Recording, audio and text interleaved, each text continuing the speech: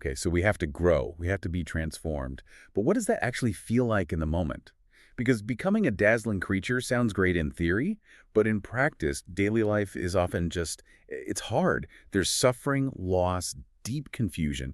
How does Lewis reconcile that pain with this process?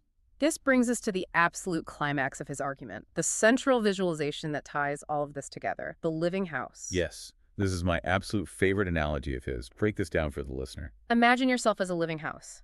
God comes in to rebuild that house. At first, perhaps you totally understand what he is doing. He fixes the drains, he stops the leaks in the roof. Right, the obvious stuff. Yep. Fixing the visible sins that were making your life miserable anyway. Right. You knew those jobs needed to be done, and you're not surprised.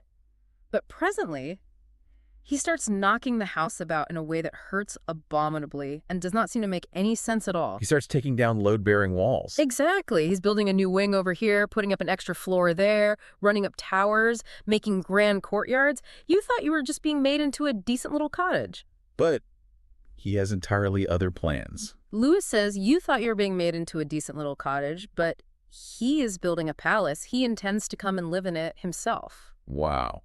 That completely reframes the concept of suffering, doesn't it? It really does. The hammering, the dust, the walls being violently knocked down, that's the suffering we feel in life. If you think you're just supposed to be a nice cottage, the construction seems violent and totally pointless. Why destroy a perfectly good wall? Right.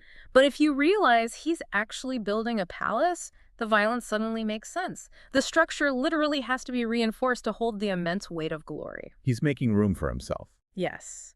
And this is where we really need to zoom out, because up until now, we've been talking mostly about my morality, my personal struggle, my perfection. But Lewis ends this whole argument by blowing the scope wide open. He asks, what is the point of all this? Why does God want a universe full of these palaces?